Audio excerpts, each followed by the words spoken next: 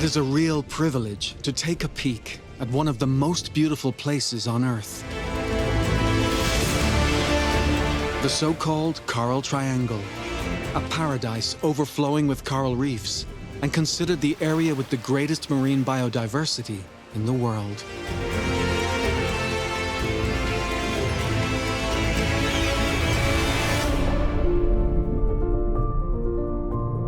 Like a heart for our planet, its mission is to pump oxygen continuously through the enormous fields of coral that grow in its depths.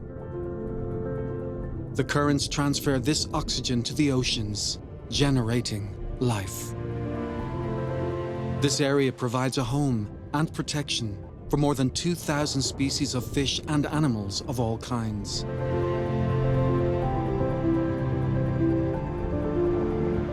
"75% of all our planet's coral lives here."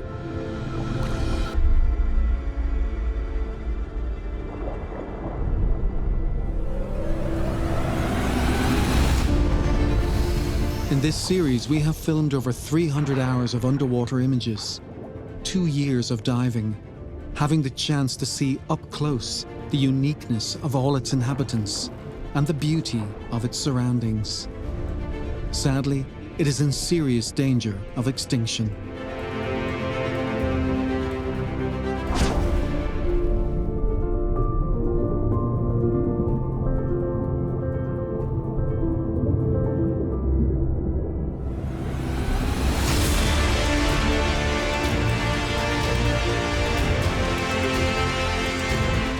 The Coral Triangle occupies an area of 6 million square kilometers.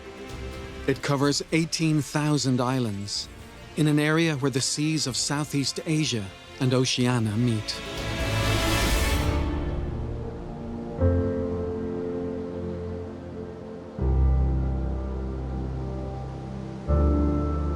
We are going to take a look at one of the largest islands in the triangle, Sulawesi in Indonesian, also known as the Celebes Islands, and more specifically the north, where we find Manado and Lembeh Island, two neighboring worlds, but different.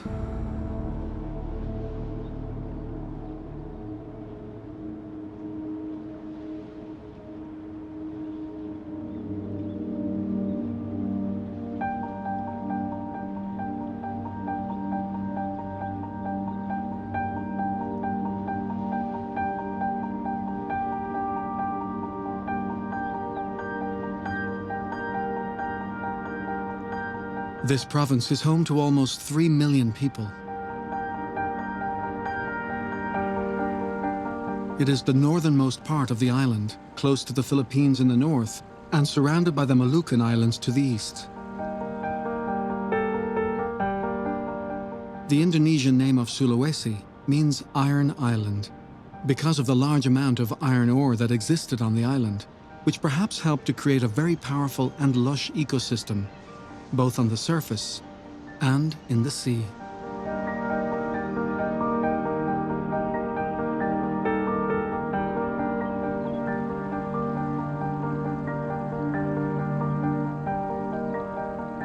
This area is one of the variety of peninsulas that form the island. A strip of mountainous land with sheer rocky cliffs on the coast, and a great diversity of living scenarios.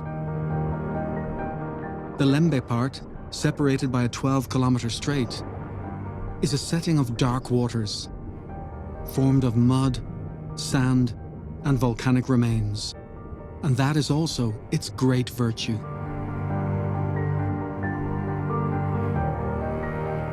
Some creatures, like these bluefin trevallies, have found an excellent habitat here because the lava has led to a plethora of small sea creatures that they feed on.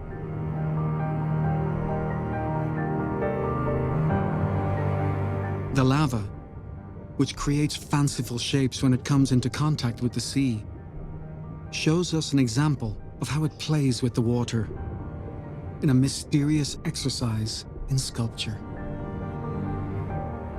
The sunlight filtering through allows us a glimpse of what at first looks like a crack in the rock. But if we investigate a little more and try to focus our gaze, we can see that it is actually an inviting home for a multitude of species. Some small, others unusual. And some, both of these things. Like the orangutan crab.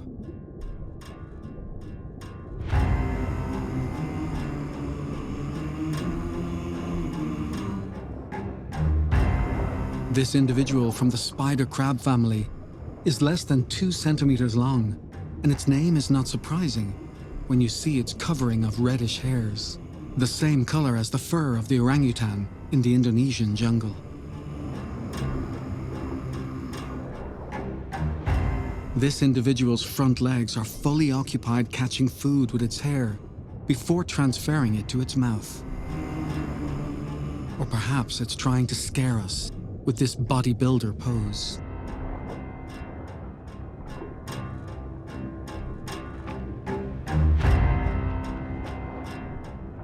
Crabs use the cracks in the volcanic rock as a cozy home. Alternatively, they look for one of their own. This is what the hermit crab does. This species, which has no skeleton to give it structural consistency, looks for shelter and protection in any object that allows it to hide quickly when threatened. They have 5 pairs of legs. The rear 2 are responsible for holding up the house, and an independent optical system in each eye allows them to break down the image into different parts, like a photograph album.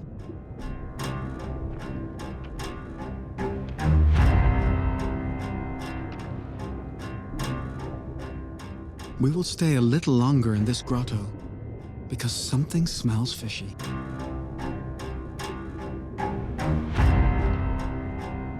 The light reveals a rare specimen, the decorator crab.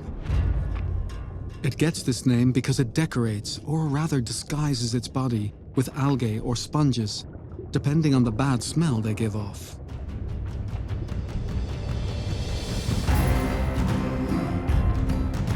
It does this to scare off predators. It's like the skunk of the crab world, but in fancy dress version.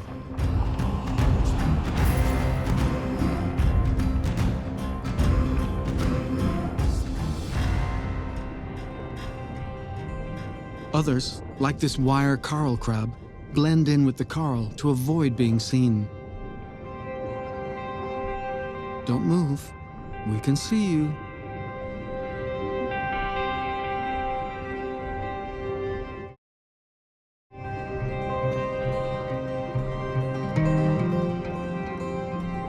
The harlequin crab is the shyest member of its species. It comes out at night, all 4 centimeters of it always dressed to impress. Its coloring gives it the appearance of a toxic nudibranch, but it hides whenever it can because it is threatened with extinction.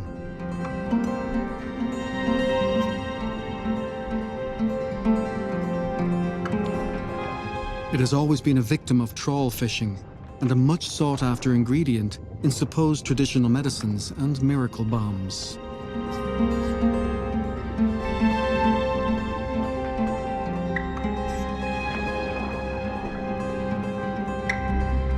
It always has one eye on its circle of life, but it is one of the most attractive inhabitants in this spot.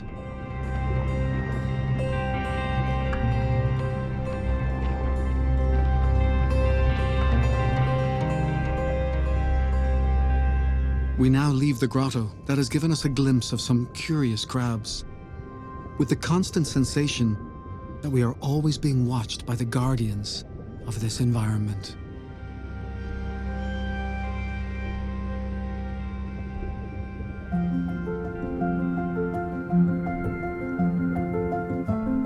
Now we're going to fly over a special coral, the finger coral.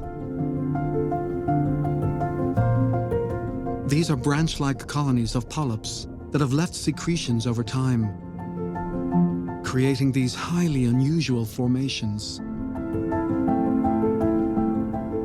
They grow about 9 millimeters a year, and some measure 8 meters. which means that they are almost 1,000 years old. It makes your head spin just to think of it.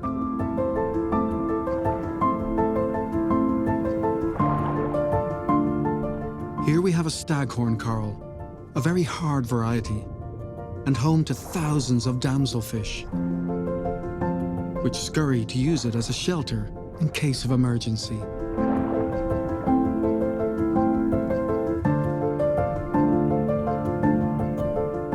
In Sulawesi, the colonies of damselfish, butterfly fish, sergeants, and other reef fish reproduce very easily, taking advantage of the cracks in these coral fields to lay their eggs, which are safe from being devoured by other species. There is huge diversity.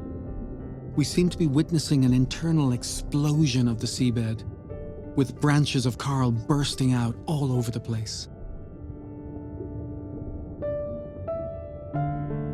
This marvelous place is an invitation to stop and take a closer look at everything around you, and in the distance, a surprise presents itself, swimming around peacefully, a turtle. But not just any turtle. This is a green turtle.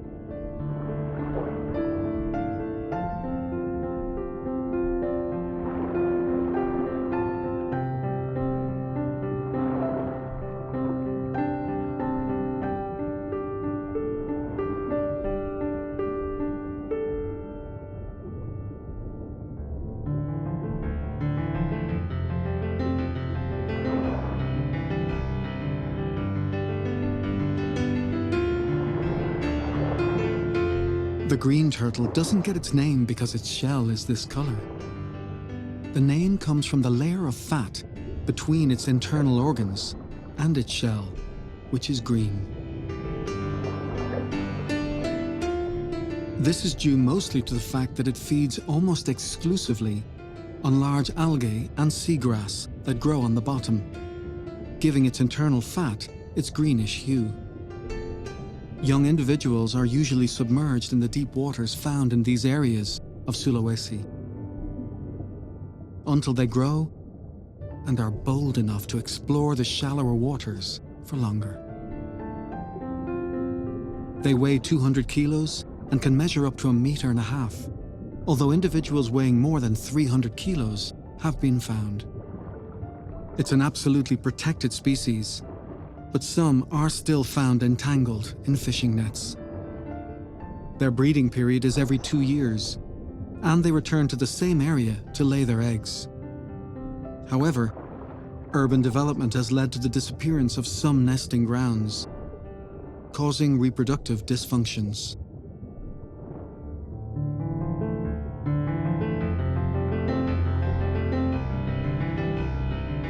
It is distinguished from the hawksbill sea turtle, which we can see here, basically by its snout. The hawksbill is more developed, with a hooked beak it uses to break the coral it feeds on. The digestive process of turtles makes them essential in the development of marine life. The hawksbill helps new coral to grow by fertilizing new territories with its excrement. The green turtle does the same, but for algae and posidonias, in more sandy terrain that transforms into fertile areas. And although they are not normally seen in pairs, someone is waiting for our travel companion.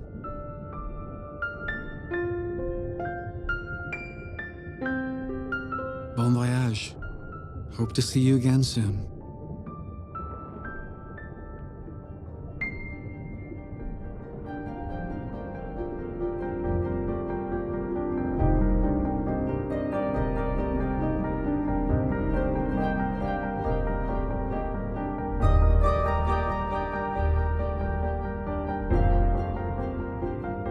As we continue our journey around northern Sulawesi, we come across this starry sky of pyramid butterfly fish.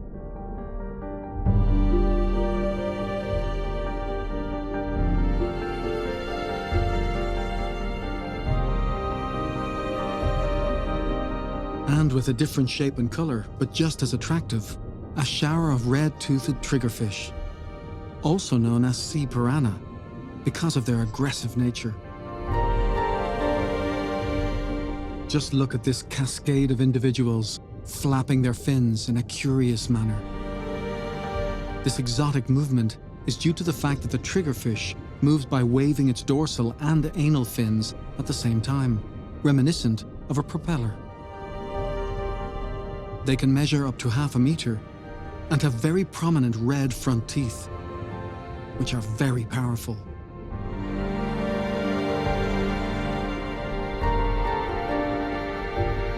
This species can change color depending on its mood, the food it has ingested, or the presence of danger. When threatened, they make a growling sound, a symbol of their aggressive nature.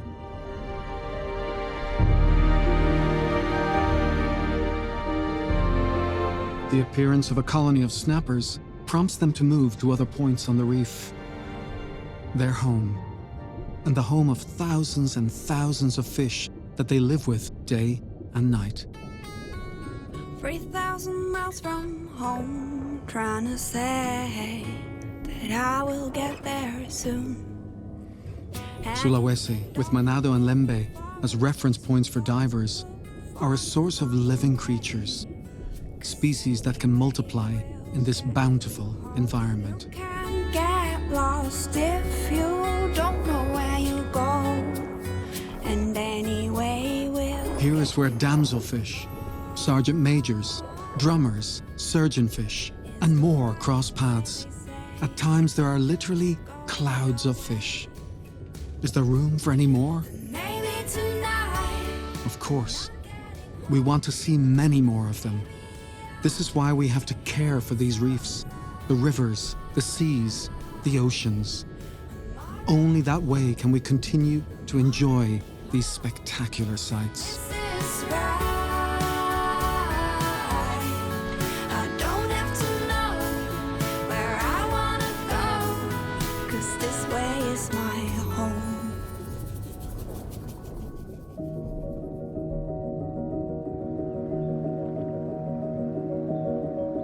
In the Manado area, one of Indonesia's first marine parks was created. The area also includes Bunaken, Siladen, Tua, Nain, and Manteage, with their exceptional biodiversity. This formula is being extended quite successfully to other areas in the Triangle, which gives reason for greater optimism than a few years ago. The seas surrounding Sulawesi are always an intense blue.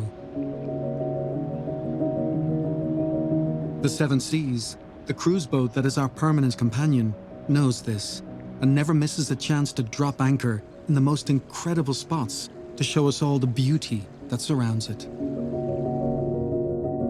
A beauty fed permanently by the intense light that nourishes the corals.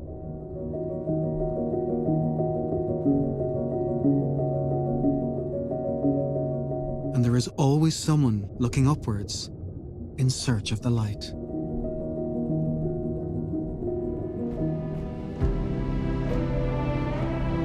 The jawfish is always gazing skywards. And the ghost goby is always alert. It eyes us warily because we've gotten very close.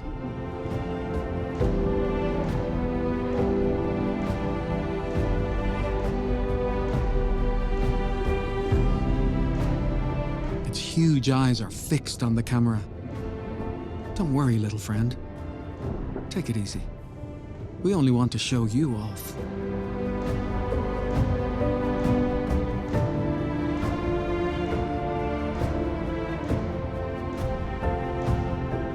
Here we have a beautiful specimen of ornate ghost pipefish, still in its juvenile phase. Its fins are not completely formed. They can be seen, though not easily, floating near gorgonias, whose appearance they mimic, so as not to be seen.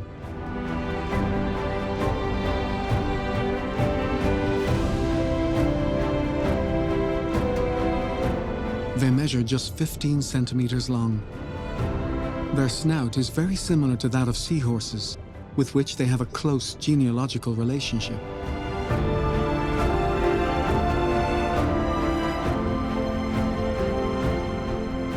When they are adults, they become more robust and their body develops hard plates for protection. We can see them here. They are usually found motionless, drifting in the currents, looking like algae or floating bits of coral. They may have shades of different colors, depending on their age and the surroundings. If you're watching this on a small screen, you'll find it difficult to make it out.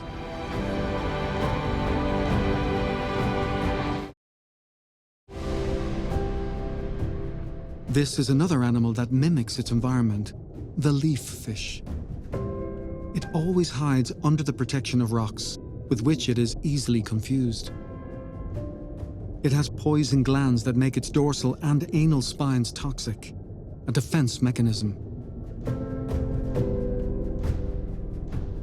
It lives in areas with little current and moves slowly, using its tail and its pectoral fins to propel itself forward.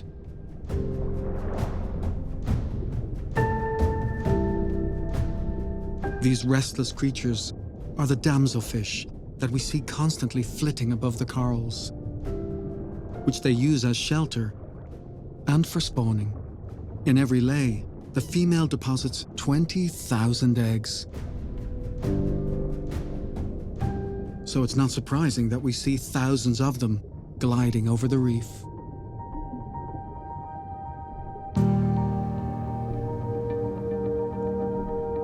And while we're talking about gliding, what about these yellow-tailed fusiliers and blue-striped fusiliers moving into the picture?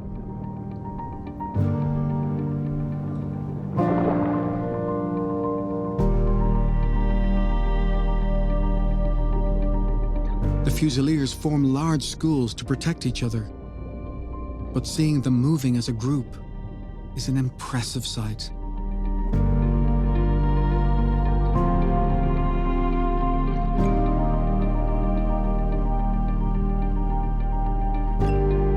When the yellow-tailed fusiliers are young, the yellow coloring is dominant, becoming bluer as they get older.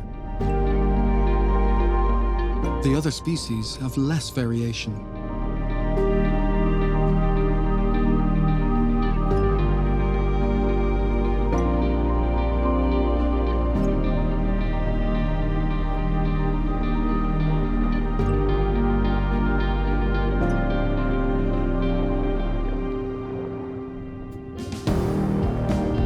They feed on plankton and consequently are not aggressive towards other sea animals.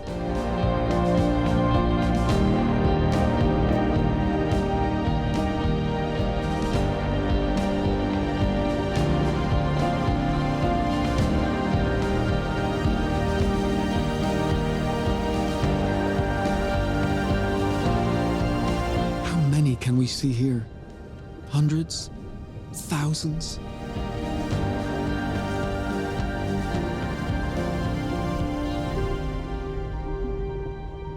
They are diurnal, and they like to explore areas where the volcanoes have left their imprint. They form one of the images that most represent the seas of the Celebes, or Sulawesi. That and the huge fields of Acroporas that cover areas of thousands of hectares.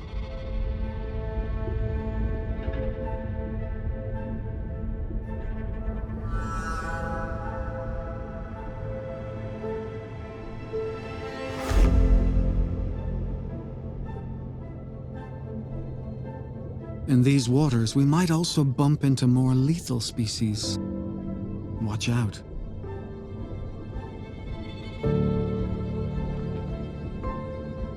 This animal watching us is actually a cuttlefish.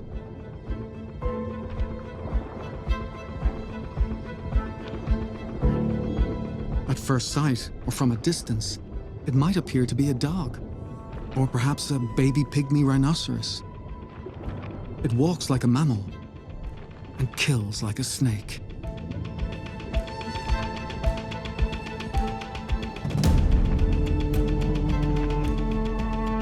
It is a Metasepia pfefferi, commonly known as the flamboyant cuttlefish. It is, without doubt, the strangest cuttlefish and the most difficult to see. Because it has a highly toxic poison in its muscle tissue, and because of the way it moves, it has always been considered a very extravagant, not to say defiant, species. If ingested, it can kill a person in a short time. Its coloring ranges from brown to black, with red elements that are an attempt to dissuade possible predators. And because of its morphology, it can only move by floating a few meters, which is why its habitat is the sandy seabed.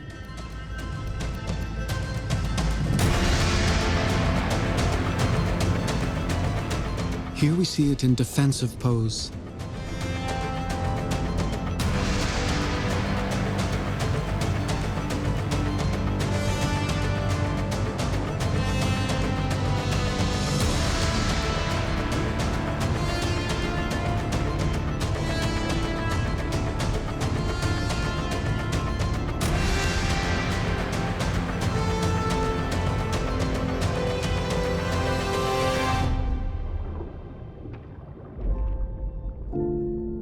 There's no doubt that it is one of the most unusual creatures in Sulawesi, and in the Coral Triangle in general.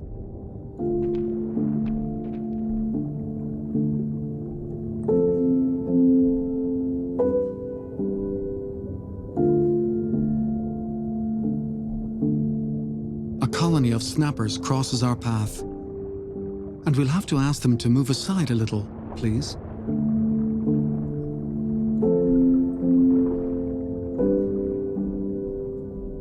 So that we can get a good view of these clumps of coral and a spectacular lush gorgonia before picking up a magnifying glass to take a closer look at our next protagonist.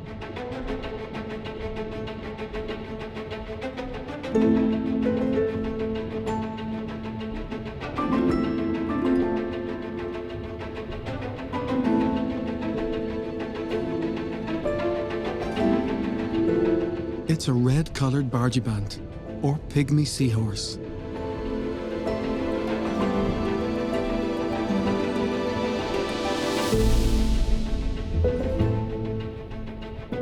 It lives in Gorgonian coral of the genus Murcella, and it measures less than 2 centimeters across. Its body is dotted with protuberances that imitate the form and color of the Gorgonia, which it clings onto with its tail, resisting the current. The detail of the tubercles on its skin is incredible. The species may be pinkish like this one, or yellow. It was discovered by chance when analyzing a gorgonia in a marine biology laboratory a number of years ago.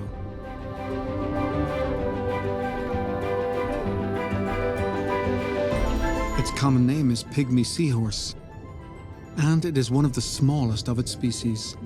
This area of the Coral Triangle is its habitat, which stretches as far as the eastern coast of Australia and the Great Barrier Reef. This seahorse competes with it in size, and it goes by the name of Denise. It is a different variety of the pygmy class, discovered in 2003. The yellow bargibant has this coloring because it lives in the Murcella paraplactaria variety of Gorgonia.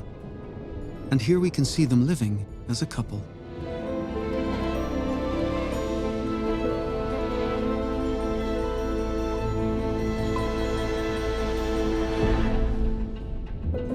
Gorgonias have been found that were home to 28 pairs of pygmy seahorses. They are monogamous animals.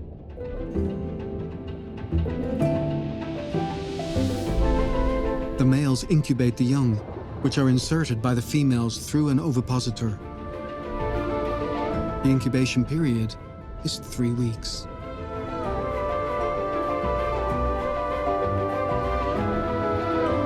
And here we have no fewer than 3 individuals.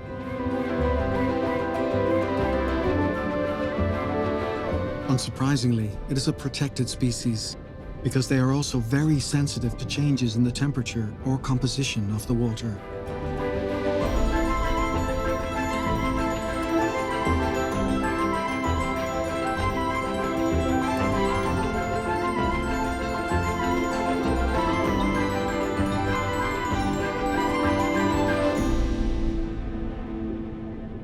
A few meters away, a spiny seahorse is resting peacefully.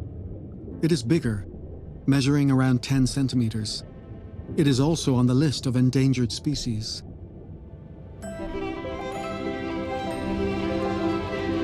Every year, around 30 million seahorses are ripped out of their habitat. The majority by the hand of man, destined to become ingredients in some kind of traditional medicine used by different civilizations.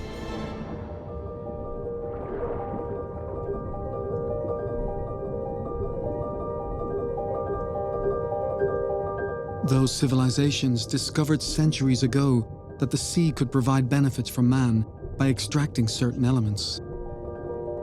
But everything evolves, and now we know that the benefit is obtained by looking after the sea, because what a healthy ocean has to contribute is much greater than exploitation of corals, uncontrolled fishing, or dumping chemical waste.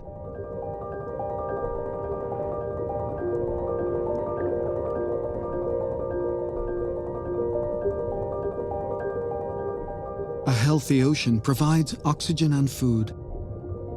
That way, the marine fauna increases, and when it increases, it has to look for new areas, and so the benefit increases exponentially.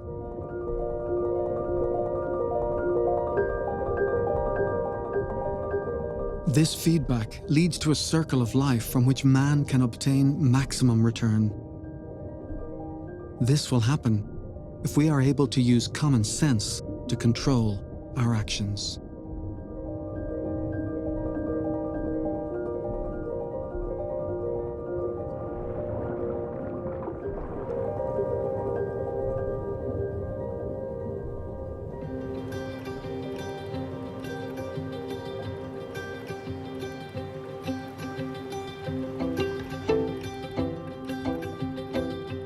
The coral triangle exemplifies what can come from a healthy ocean full of life. An increase in diving tourism.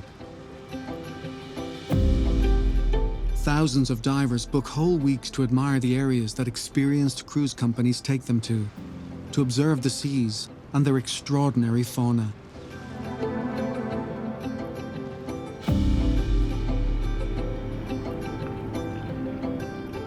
Manado, with recently discovered diving havens, is a fine example.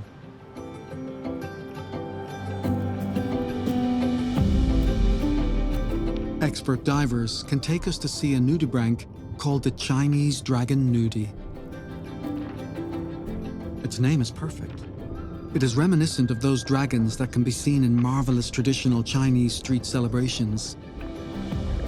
Even the way they move from side to side. All that's missing are the fireworks.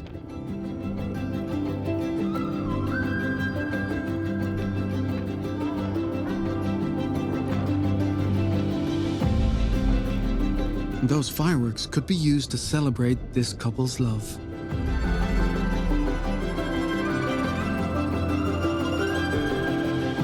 And to cheer up this other nudibranch, which looks angry. A roboastra.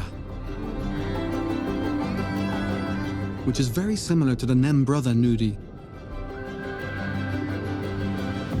They have a really unusual shape and color.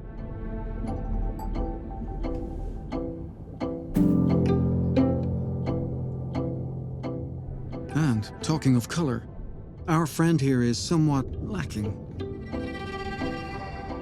Oops, looks like he heard us.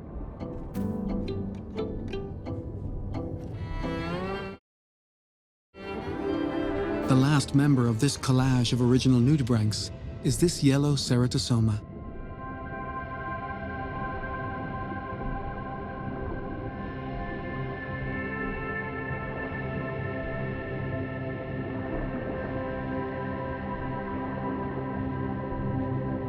Take me broken.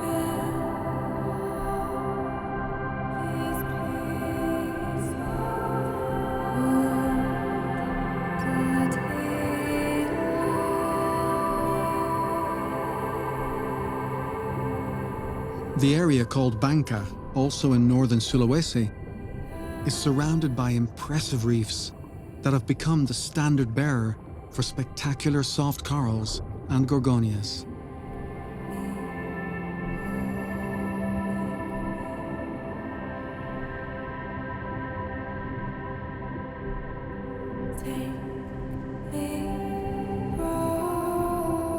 Some look as though they were drawn by famous designers.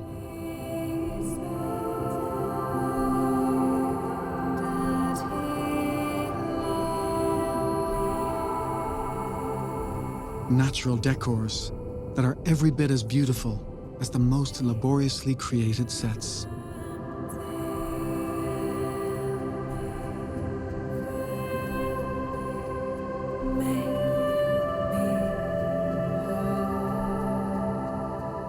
Every now and again, we find areas that seem literally to explode with life from within.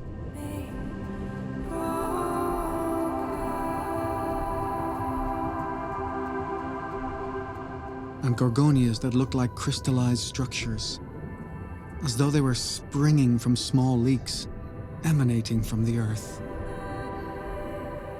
Perhaps a gap opened up here, and life sprang forth.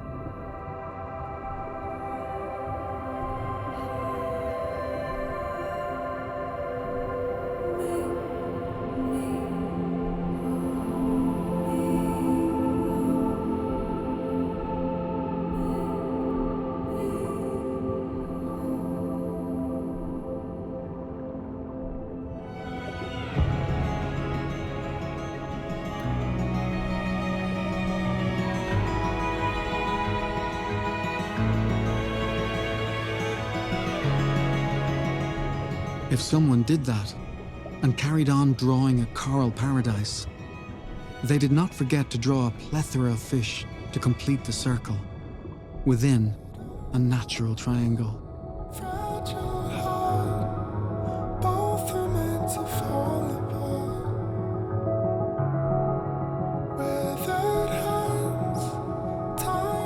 At first sight, these silhouettes crossing our path are reminiscent of the first fish painted by our ancestors in caves and etchings.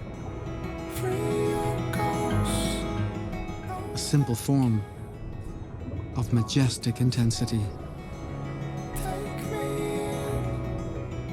These are surgeonfish.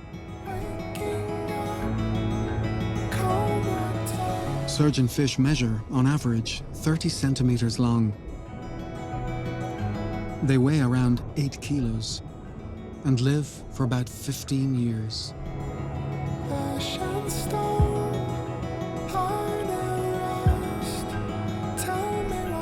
This species, with its intense blue coloring that contrasts with the lighter backdrop of the sea, visits points known as cleaning stations, where another species, the wrasse, have specialized in cleaning reef fish of parasites and dead tissue.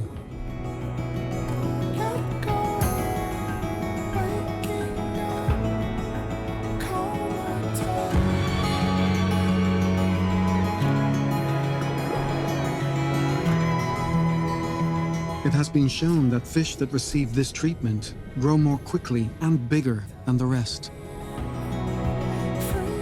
Their cognitive ability and capacity to search for food is more efficient if they are clean.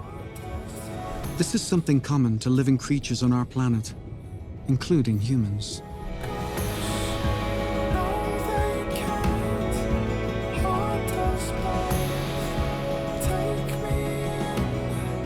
When they undergo these cleaning sessions, some fish change color to a paler hue. We can see one here.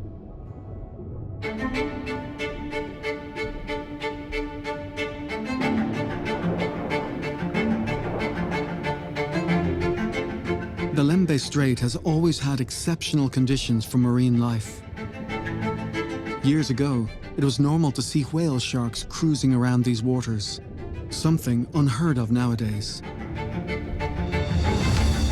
Overfishing and waste dumping have led to a decline in the presence of large species. This, however, has led to a great increase in small sea creatures, which have fewer dangers nearby. Obviously, this means the young have greater capacity for survival, and their numbers increase. And all these little fish create a wealth of sediments that also allow the coral to develop and grow. The currents entering through the ends of the strait also contribute nutrients that multiply this capacity. The result? Despite being an area that has suffered at the hands of man, it has adapted to the circumstances remarkably well. And if you ask a diver, they will tell you that Lembeh is a paradise where you can delight in the minute creatures that live there. Many of them are endemic. In other words, you can only see them in Lembeh.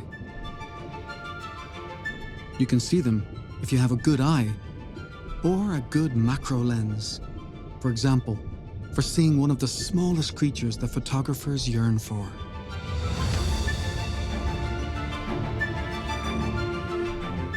Say hello to the hairy shrimp, which measures between 1 and 5 millimeters. That's right, between 1 and 5 millimeters. Smaller than a grain of rice.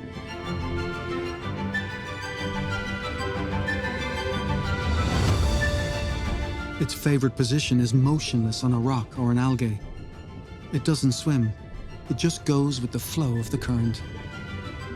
The hairy shrimp can be green, white, brown, or red. It has a raised tail, which gives it this highly stylized appearance. In fact, what we're actually seeing is its belly, and in this case, it's gestating its eggs. It's perfectly camouflaged with its algae habitat, although it can also be found on acroporas, if you're lucky and sufficiently patient.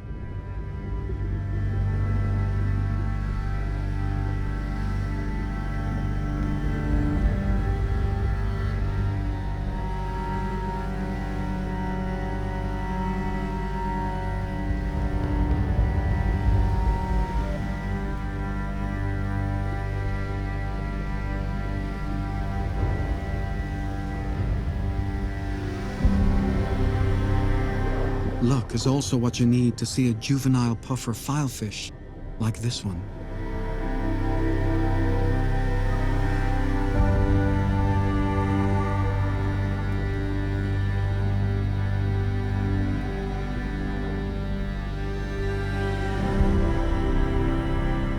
Or a diamond filefish. Both of them are just a centimeter long. When they grow, they will add an extra ½ centimeter to their length.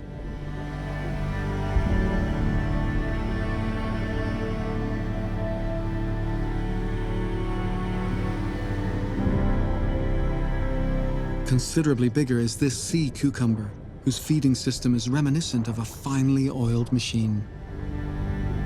With a gentle rhythm, it collects plankton with its tentacles and transfers them to its stomach to be digested. Over and over again. Like it has been doing for 400 million years, since its origins in the Silurian period, in the Paleozoic era. Back then, the sea level was much higher than today. And now, get ready for a high voltage animal. An electric clam. It looks as though it's in the middle of a lightning storm or accumulating energy. In fact, this species of clam has soft tissue on its top edge that is whitish in color and reflects the light because of silica particles, which flash when it opens repeatedly. This is a visual trick used as a defense system to scare off possible predators. But the effect is genuinely striking.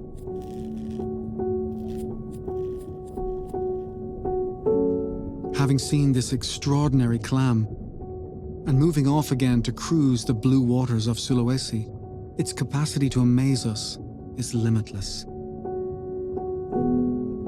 In just a few meters, you can go from being incredulous at the sight of such amazing creatures you never imagined could exist, to experiencing the most absolute admiration of nature's ability to create such creatures. And scenes as beautiful as this. Your emotions can range from surprise to seething anger when you see the new individuals floating in the seas. Plastics.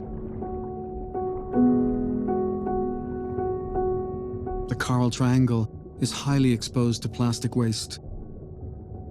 Apart from waste dumped on purpose, torrential rains drag with them all kinds of rubbish produced by people. With the effect of water and sunlight, plastic breaks down into microparticles, which have a direct effect on species that filter the water to feed on plankton. Some manta rays, for example, can swallow up to 40 pieces of plastic an hour.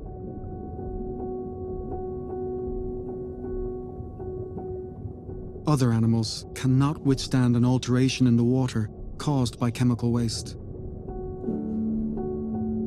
It's painful to see dead fish or plastics that are taking center stage. We don't want plastics in the sea.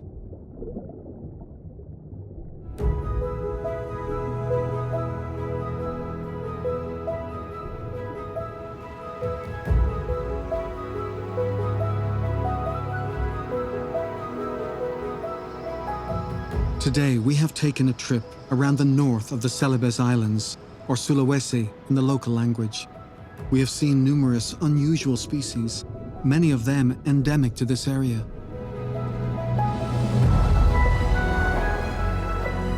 The majority of them small in size, but with an enormous capacity for subsistence. Some of them surprising, and others spectacular. Dragons, hairy shrimps, orangutan crabs,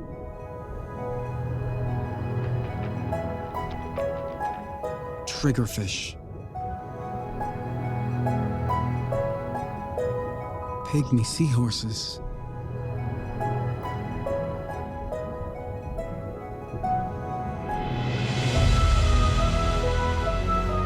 and even an electric clam.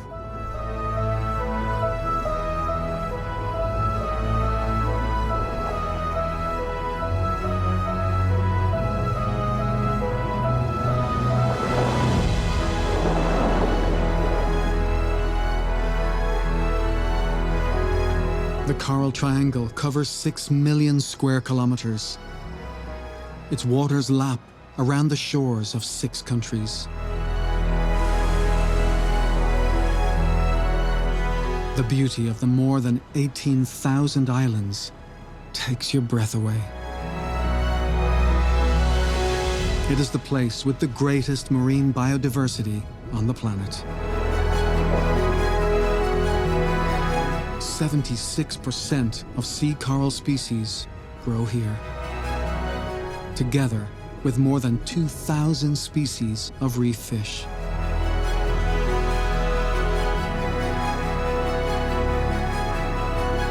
Over 300 species are unique to this area. And they are threatened by climate change, abusive fishing, chemical waste, and plastics.